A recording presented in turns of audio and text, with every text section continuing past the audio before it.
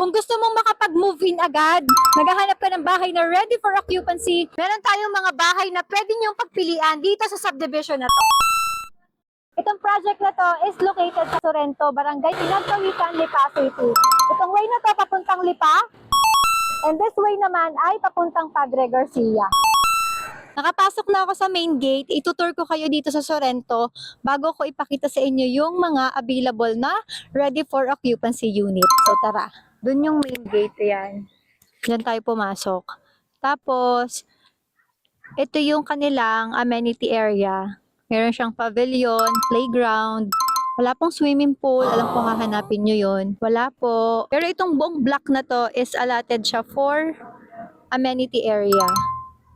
Ayan.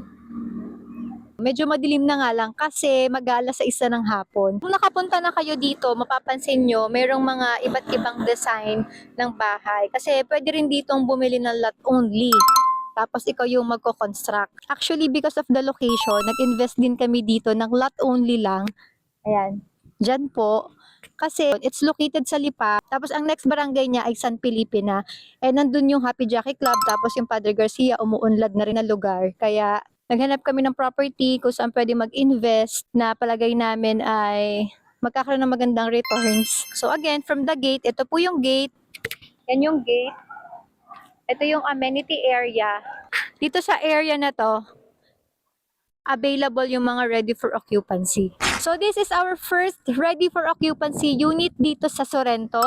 Her name is Adele with lot area of 108 square meter and floor area of 69 square meter. This is 2-story single attached with 2 bedrooms and 2 toilet and bath. Meron tayong dalawang available na Adele house model. Ang ganda ng location nito, ang lapit lang din sa gate. This is also ready for occupancy. Her name is Bella with lot area of 84 square meter and floor area of 68 square meter. 2-story single attached ito na may 3 bedrooms and 2 toilet and bath. Another ready for occupancy, this is Chloe, a bungalow single attached with lot area of 120 square meter and floor area of 41 square meter. Meron itong 2 bedroom and 1 toilet and bath. These are also ready for occupancy. Row house po ito with lot area of 60 square meter and floor area of 30 square meter. Meron siyang parking area. Katulad ng isang homeowner dito, kasya yung sasakyan niya.